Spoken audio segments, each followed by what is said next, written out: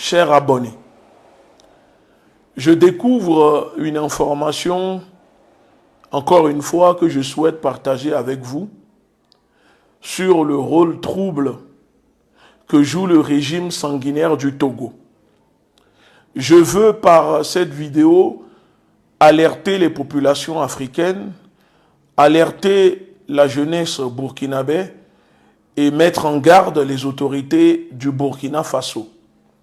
Parce que si vous commettez l'erreur, et ceci, je le dis aux autorités du Burkina Faso, si vous commettez l'erreur de faire plaisir à Paris avec les manigances de Faure Gnassingbé, avec le régime sanguinaire du Togo, si vous commettez l'erreur de libérer les 4 espions envoyés au Burkina Faso comme éclaireurs et qui renseignent les groupes armés, les groupes terroristes qui attaquent le Burkina, les espions de la France que la France a envoyés pour l'assassinat déjoué récemment contre le capitaine Ibrahim Traoré et ses camarades. Si la justice burkinabé, si les autorités du Burkina Faso font l'erreur de libérer ces 4 espions, parce que Faure Gnassingbé tente de les faire libérer. Je ne sais pas ce que la France propose à Faure Gnassingbé et que Faure Gnassingbé a été missionné pour faire libérer ces espions. Encore une fois, on voit et on constate que c'est le Togo, le régime sanguinaire du Togo, le bras séculier, le bras armé de la France en Afrique, qui a été missionné pour amadouer le capitaine Ibrahim Traoré, les autorités du Niger, pour espérer obtenir la libération des 4 espions agents de la DGSE. Alors, pourquoi j'ai décidé de vous alerter? Pourquoi, pour moi, les populations, les Africains doivent savoir et aussi dire aux autorités du Burkina Faso de ne pas faire cette erreur. Parce que nous avons vu comment le régime sanguinaire du Togo, utilisé par la France, a réussi à faire libérer les mercenaires ivoiriens envoyés pour assassiner le colonel Goïta au Mali. Et parmi ces mercenaires, à l'époque, il y avait des mercenaires togolais. Il y avait des mercenaires togolais aussi dans le groupe libéré par Faure Gnassingbé, envoyé pour assassiner. Alors, je vais vous lire les informations. Vous savez, la presse propagandiste, la presse france-africaine, la presse de la France, Jeune Afrique. Jeune Afrique vient de révéler, il y a Jeune Afrique et il y a aussi le compte OPEX News. C'est un compte militaire géré par des fonctionnaires, des gens qui sont du milieu militaire en France. Donc on apprend selon la presse france-africaine que les 4 agents français de la DGSE détenus au Burkina Faso, écoutez bien, ont oublié de nettoyer les téléphones de service remis à leur arrivée. Résultat, les enquêteurs burkinabés ont retrouvé des photos de sites sensibles à Ouagadougou et des contacts des zones sous tension sécuritaire. Donc quand ça parle des contacts des zones sous tension sécuritaire, c'est une façon de ne pas choquer les lecteurs, mais on parle ici des zones où les groupes terroristes attaquent. Et quand on parle de contacts dans ces zones, on parle des responsables terroristes. Dans le téléphone des 4 espions arrêtés par les services burkinabés, on découvre des photos de sites sensibles. Souvenez-vous, pour la tentative de coup d'État déjouée il y a quelques jours, le plan était d'attaquer depuis le Togo. Il y avait des mercenaires prépositionnés au Togo et à l'intérieur au Burkina Faso, on allait déclencher des attaques comme ça pour permettre à ce que des groupes prépositionnés dans un pays voisin, c'est-à-dire le Togo, puissent attaquer pour éliminer le capitaine Ibrahim Traoré. Dans le communiqué du gouvernement burkinabé, vous imaginez qu'en diplomatie, on ne peut pas citer directement le pays et mettre en cause un dirigeant de la sous-région. C'est pour cela qu'en diplomatie, vous allez voir que contrairement à nous, on peut vous donner les sources. Eux, ils ne vont pas citer les noms directement. Donc, Jeune Afrique, la presse france-africaine, dit que dans le téléphone des 4 espions de la France interpellés au Burkina Faso, on découvre des photos de sites sensibles à Ouagadougou, mais on découvre aussi des contacts des terroristes dans les zones où il y a l'insécurité. Moi, ça ne m'étonne pas, on le dit toujours, que c'est la France, c'est l'Élysée, le gouvernement français qui manage ces groupes terroristes au Sahel, et que ces groupes terroristes, vous devez le savoir, que ces groupes terroristes, en quelque sorte, sont les militaires non officiels de ces pays de l'OTAN, de ces puissances impérialistes qui déstabilisent les pays sur le continent africain. C'est ce que j'appelle le management de la terreur. On crée le chaos par le terrorisme et ensuite on envoie officiellement maintenant des militaires soi-disant pour sécuriser. Et Jeune Afrique nous explique que tandis, écoutez bien, tandis qu'une médiation togolaise s'est discrètement activée, les négociations ouvertes entre les Français et les Burkinabés pour parvenir à leur libération sont au point mort. Malheureusement, je n'ai pas d'abonnement, je ne suis pas abonné à cette presse france-africaine, donc je n'ai pas la suite, le reste de l'article, mais on découvre quand même qu'il y a une médiation du régime sanguinaire du Togo activée, discrètement activée pour obtenir la libération des 4 espions de la France, de la DGSE, interpellés et emprisonnés au Burkina Faso. Est-ce que cela vous étonne? Est-ce que cela vous étonne d'apprendre que Faure Gnassingbé tente de faire libérer les agents de la DGSE interpellés par les services burkinabés? Vous savez, en ce moment dans la sous-région, il y a 2 pays, 2 dirigeants. Il y a le Togo et il y a le Burkina Faso. C'est-à-dire que la France, en ce moment, a positionné ce que j'appelle le bon et le méchant. Alassane Ouattara, c'est le méchant de la France. Et Faure Gnassingbé, c'est le bon, c'est le gentil. C'est-à-dire que lui, on l'utilise pour les négociations auprès des dirigeants de l'AES pour obtenir soit la libération d'espions interpellés, soit de mercenaires, ou positionner et sauver un peu l'intérêt de la France et des Américains auprès des pays de l'AES. Alors cela démontre que, en quelque sorte, le régime sanguinaire du Togo, c'est comme si on fait un chantage à Faure Gnassingbé qui n'a pas le choix que de travailler politiquement, diplomatiquement pour les intérêts de la France. Vous comprenez pourquoi certains journalistes travaillant sur la télévision de Faure Gnassingbé parlent tout le temps des pays de l'AES, des dirigeants de l'AES, mais ces personnes sont incapables de dénoncer, de dire ce qui se passe dans leur propre pays au Togo. Parce que Faure Gnassingbé est un supplétif.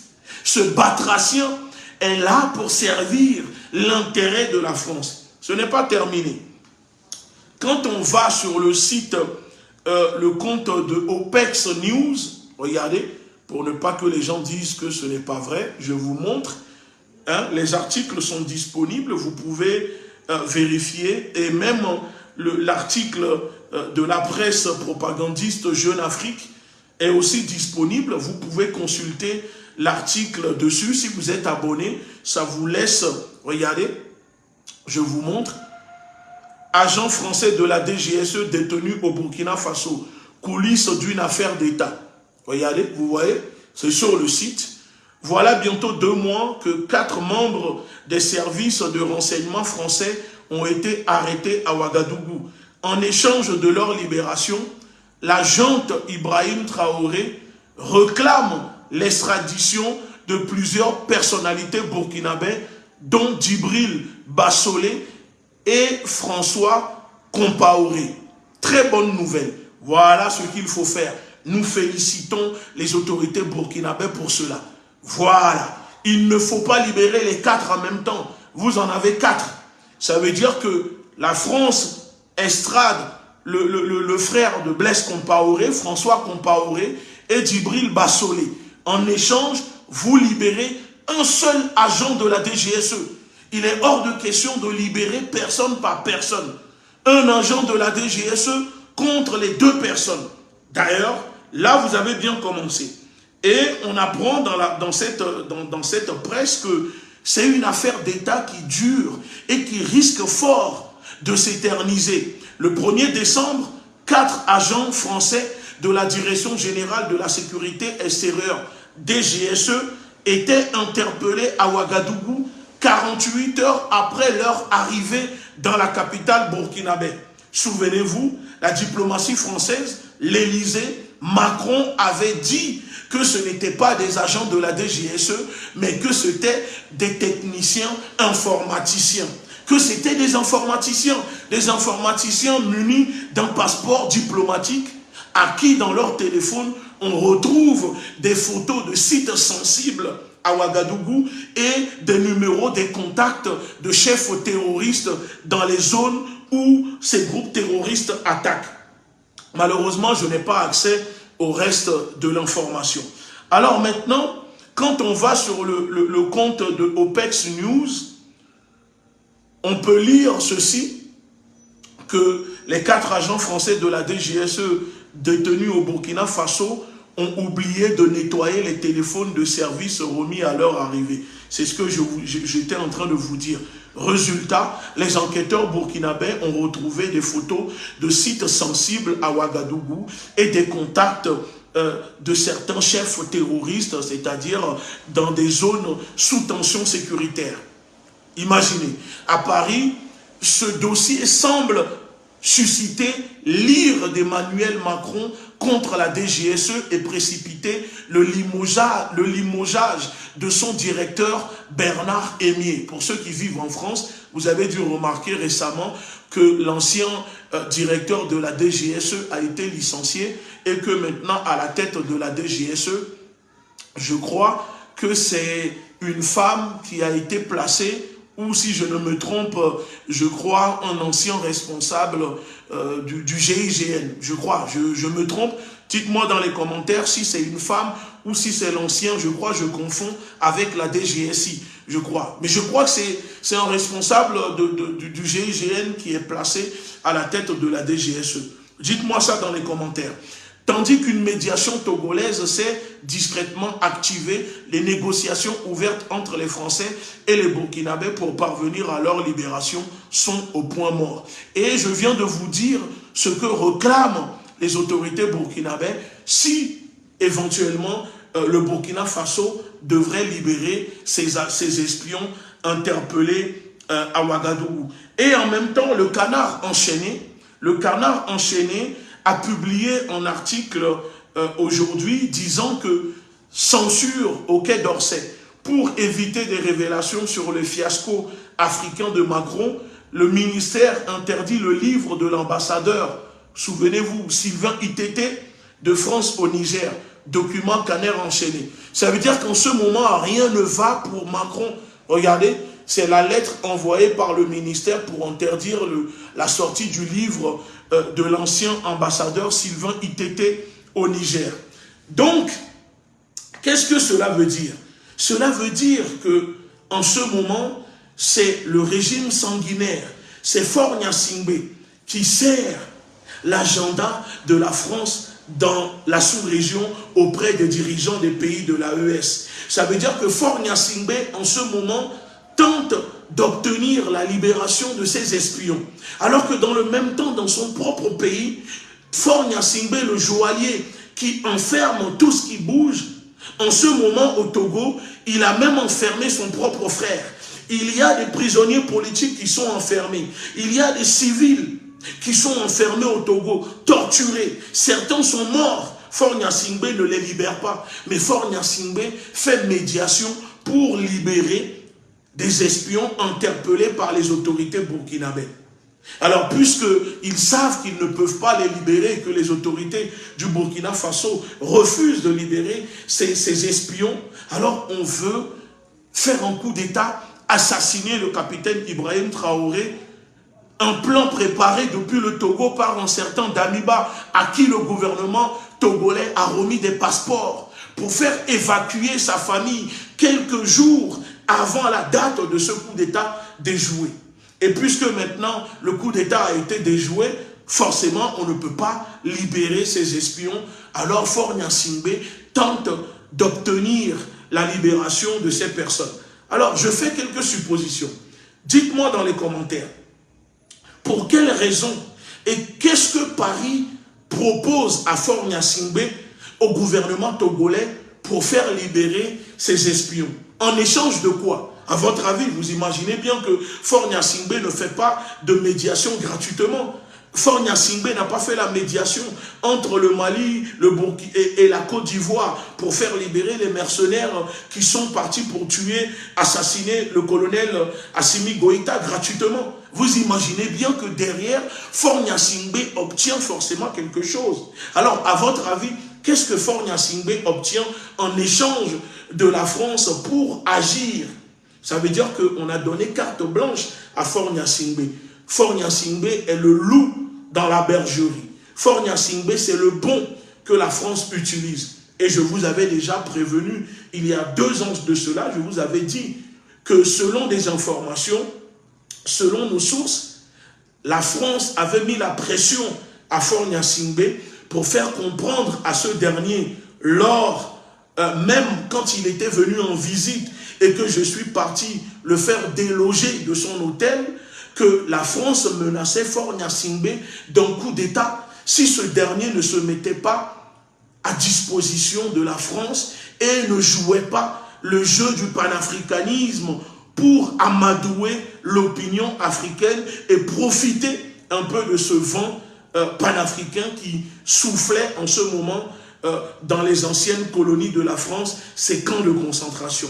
Et vous avez vu que l'Union africaine, la France, les États-Unis ont financé un soi-disant congrès panafricain qui va se dérouler cette année au Togo, où le gouvernement togolais n'a pas hésité à approcher certains leaders panafricains en échange d'argent.